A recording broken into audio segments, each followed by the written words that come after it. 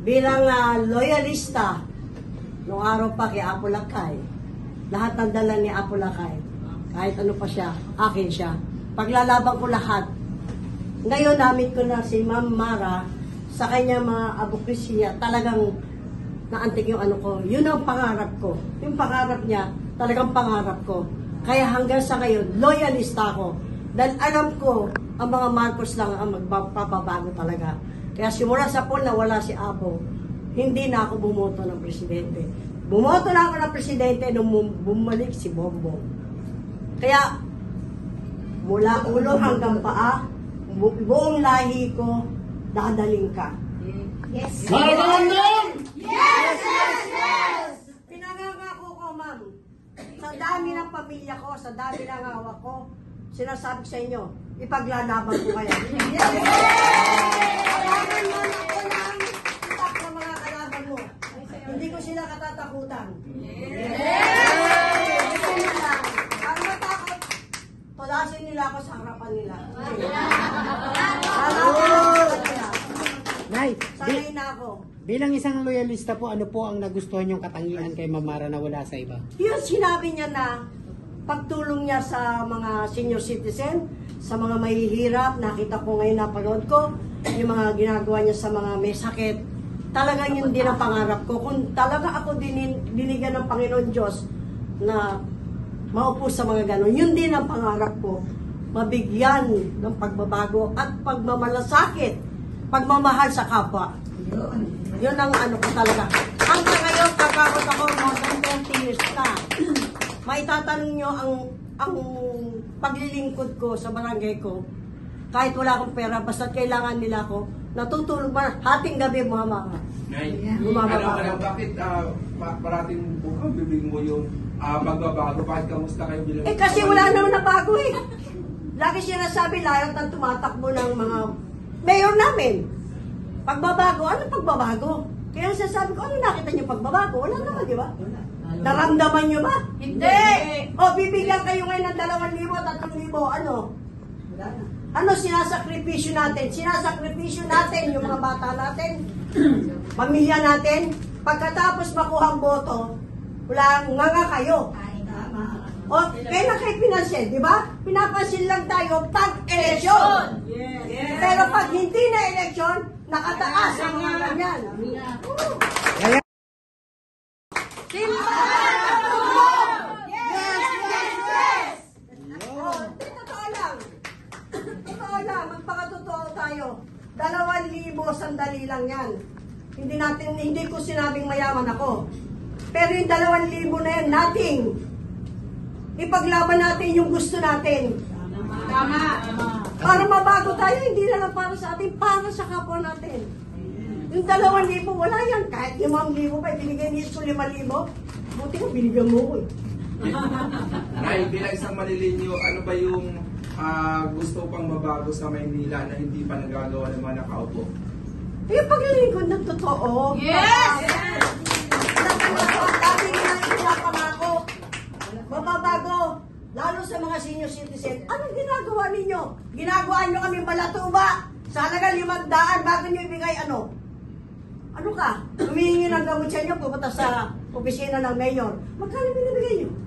200? Pamasahe lang, kulang pa eh. Ako di ko pinagmamalaki. Pag may lumapit sa akin, may pera ako. Kahit 1,000 binibigay ko. O, alam ni Kalit yan, hindi yan sa mayaman. Pero alam sa lugar namin. Kaya may mga kabataan, buti pa kayo kagawag Diyos tayo magsulisit.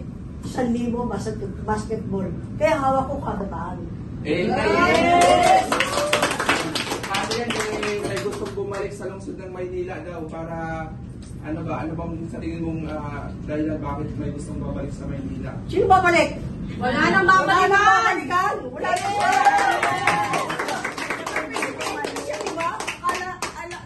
hindi ko talaga binoto yan.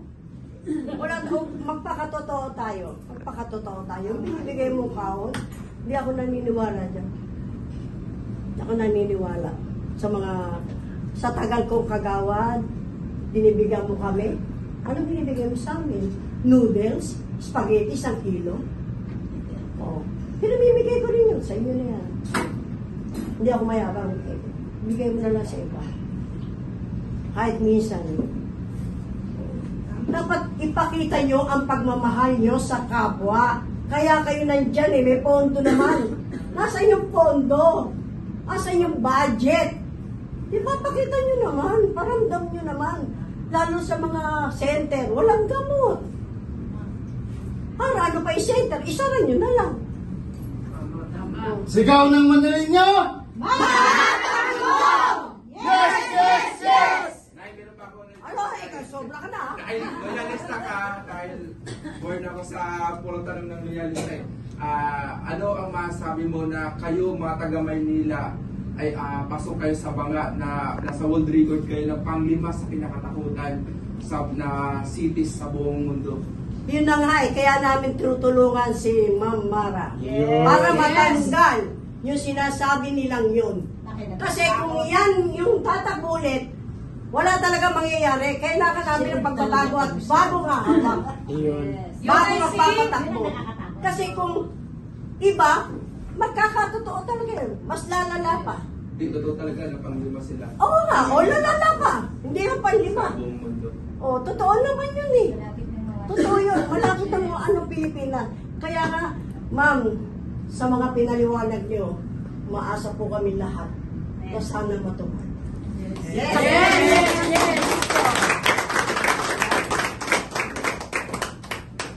May mensahe ka ba panawagan kay Presidente? Mensahe po kay Presidente at kay Ma'am Mara Tamundong.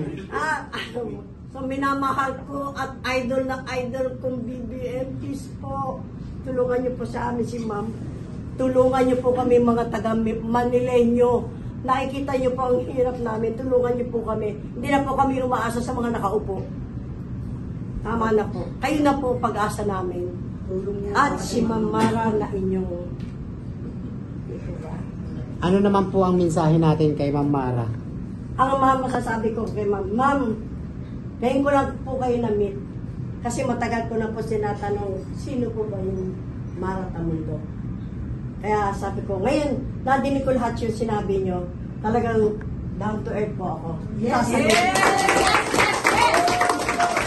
po ako naniniwala kasi kahit isa hindi ako naniniwala sa salita kasi how many times na silang nangako, walang natupad.